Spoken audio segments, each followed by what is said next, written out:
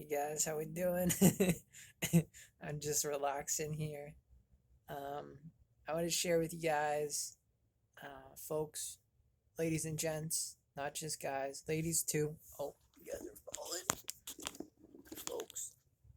folks, lads, peeps, brothers and sisters. Um, that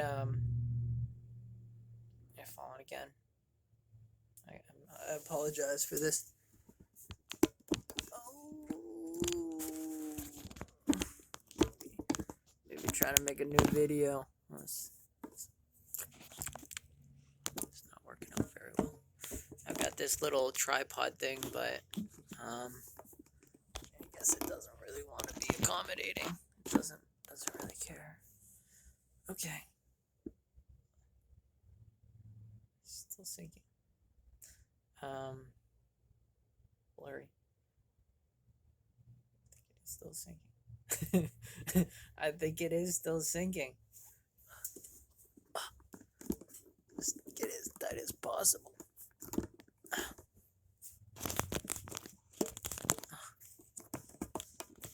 That. Okay, that's better. What is this thing in the way? What's this? Oh man. Oh man. Okay, I'm done. I'm good. I'm done with that. My apologies. Okay. That I saw a billboard today, and it said "Love yourself first," right?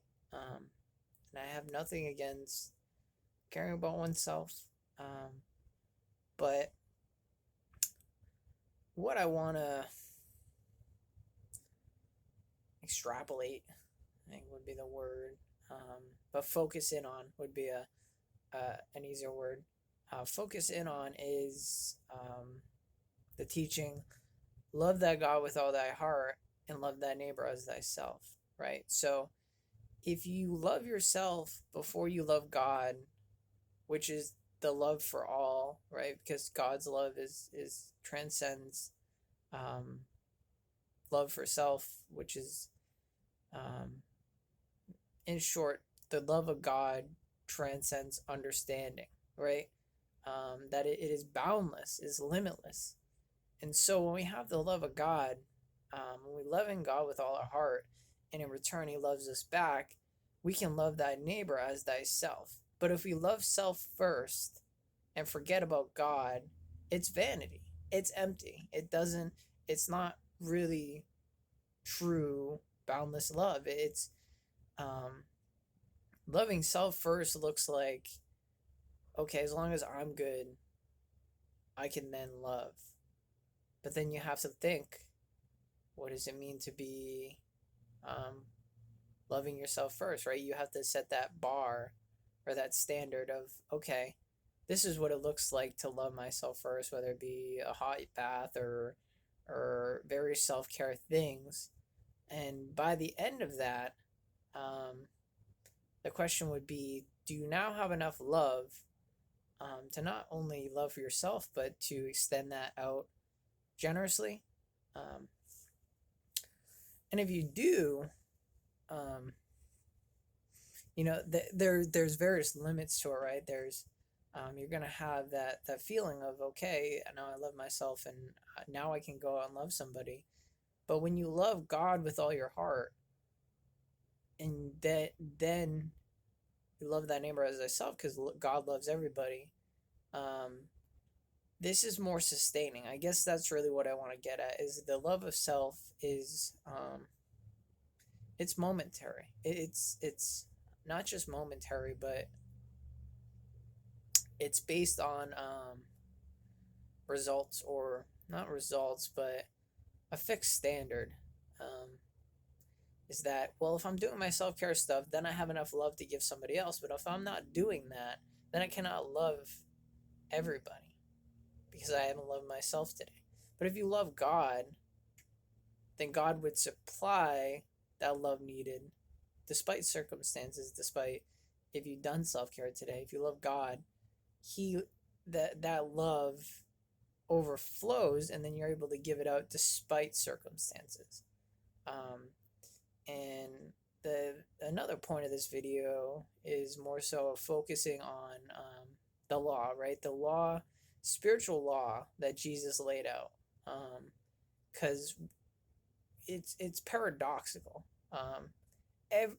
Most, if not all, spiritual teachings, like the Di Dao Ching, is full of paradoxes, and even points out that the spiritual teachings are paradoxes, right?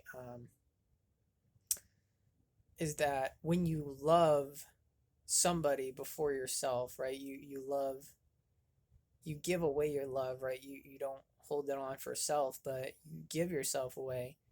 You gain a greater love, right? You have to give love away to for it to be real love, because loving self is clinging on to love, and it's again it's vanity. It's not gonna yield the results that you're looking for. Um, it and so not to say that you have to self trash yourself to and become a martyr, but there has to be an understanding of um, like you have to give your love away before you really gain love.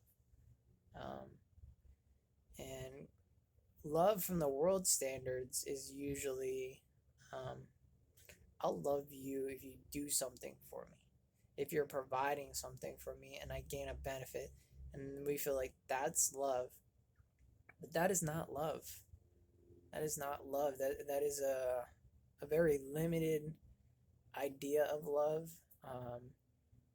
and um,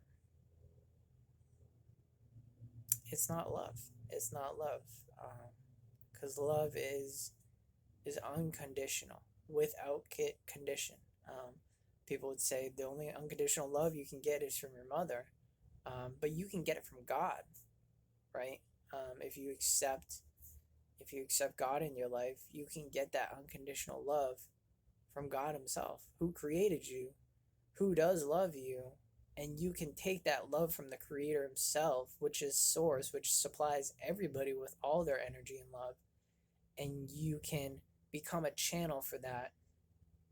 And in doing so, you gain a deeper understanding of what real love is, right? The love of the thing that created you, that sustains you, that love, not the love of the world, right? Not the love of self, which is burnt up. It's burned up easily, and um, it's not built on that rock, right? It's not built on a solid foundation. Um, so when the trials do come, right, and people do turn against you, you won't have love anymore, because you'll say, those people don't love me, I don't love them. Let's um, basically, if you hurt me, I'll hurt you, right? That's worldly standards. That's why Jesus says, right, when somebody hits you, turn the other cheek, right? And essentially saying, like, allowing it again, which is absolute ludicrous, right? It sounds crazy, but it's living by the law, right? It's living by the law of love. That is true love, is that despite being hurt, you give yourself away freely. Despite being hurt, um, and that's the love of God, right? That's the love of, even though people turn against God and essentially do God wrong, right? And say, I don't need Him, that I do it all on my own. God still turns the other cheek for us and says, well, I like, despite you going against me, I still love you, right? Because I created you. And so, yeah, that was kind of the basis of what I wanted to say, is that if you give your love to God, right, you receive tenfold. You receive much more love back, but you have to give it back to God, and He'll return it. He'll return it. in various ways, and love. I just urge people not to live on the basis of, if this person loves me, then I love them. Because what kind of feat is it to love those that love us, right? It's not much. It's not much. Because everybody loves those. Even the wicked love those that love them, right? But it's truly, I want to say, let's see the right word. I guess enlightened would be the right word, or the truly the. I'm trying to stay away from away from the word enlightened, but truly the wise, or truly the loving that love those that hate them, because that is what the love of God looks like. That He still loves those, even those that hate Him, right? And this is just, I want to. It's just, in my view, just a better way to go about life. And in so many ways, you overcome. Life becomes really beautiful, right? When God enters your life and you accept that, and you live by His laws and the teachings of Jesus, and you start to bring heaven down on earth through you, through these laws that Jesus laid out, and that triumphs.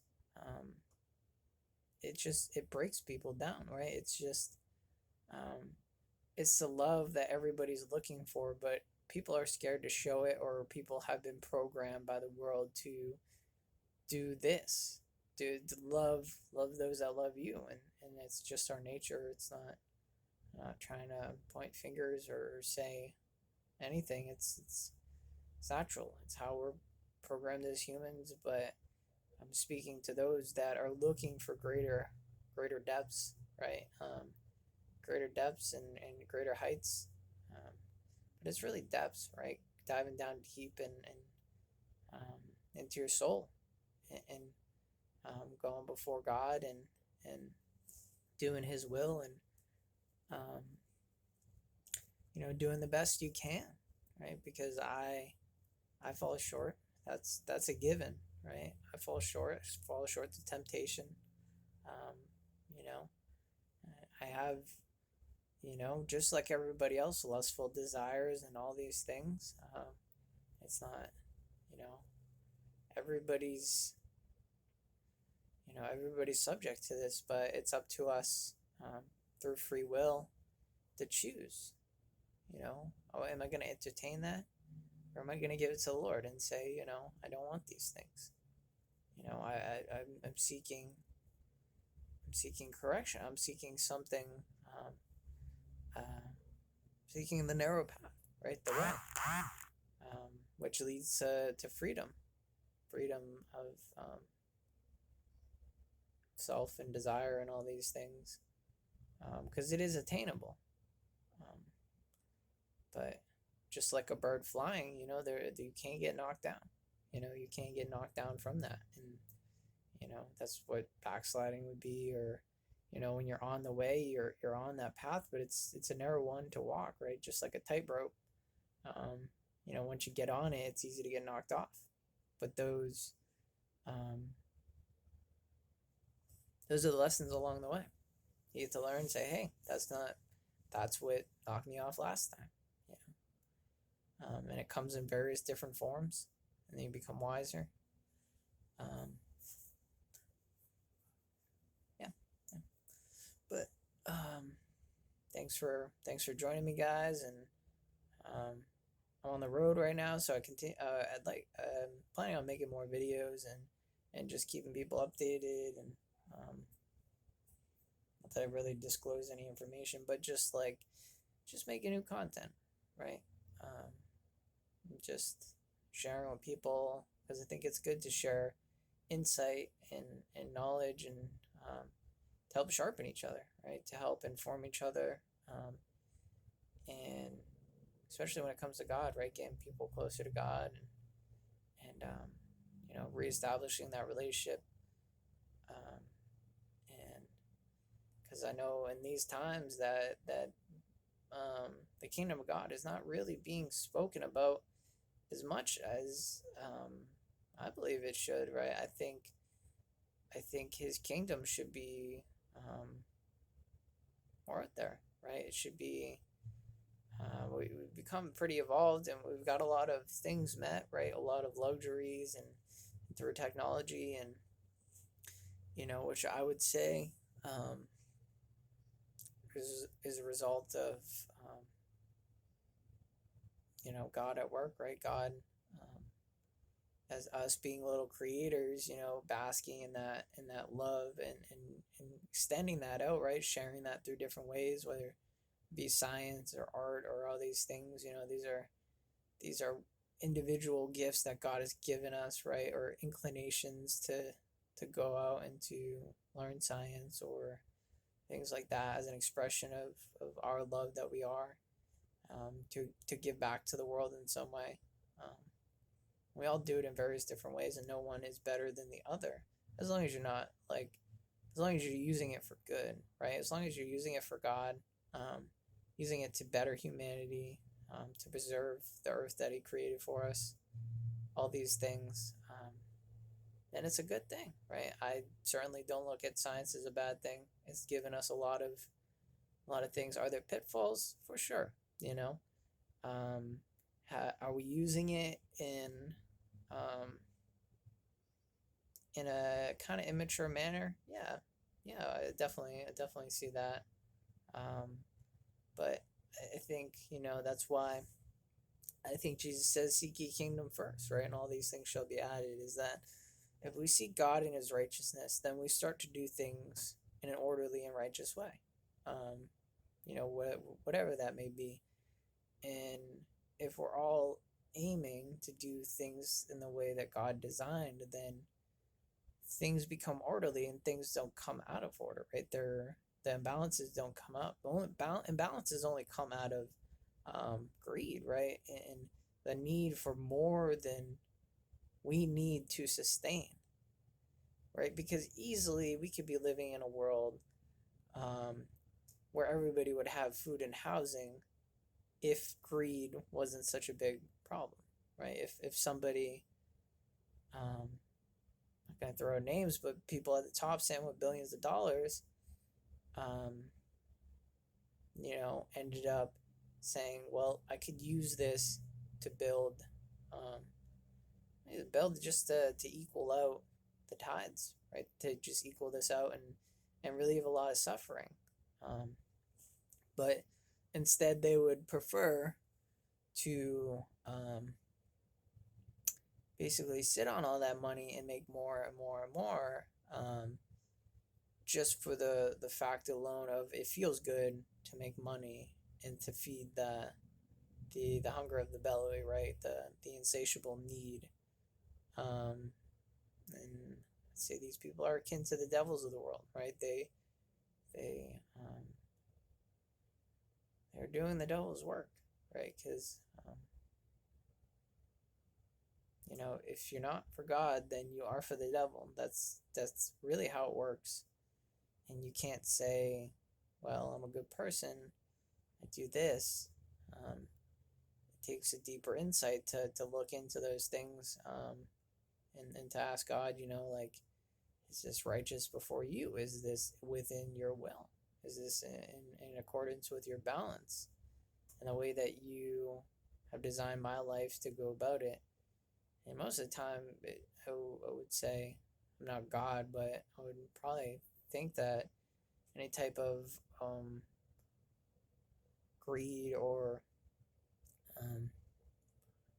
overuse of natural resources would be known, right? Because God has given us everything, right? We were in the garden and we have everything.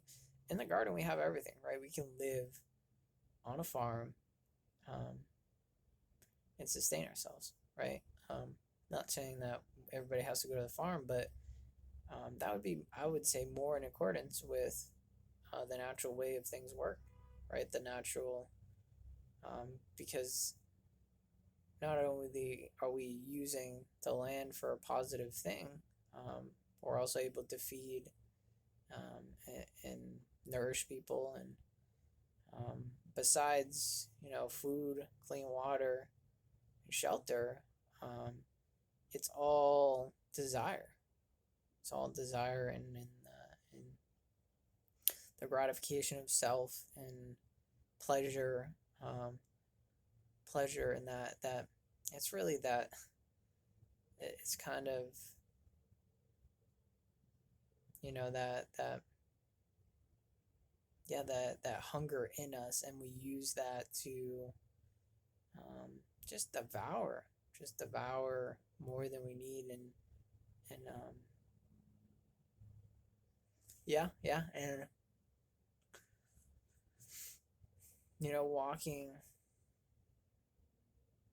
walking with God requires to give up um, a lot of the world ideology, um, world's values, and the way people think, and to live for God's understanding.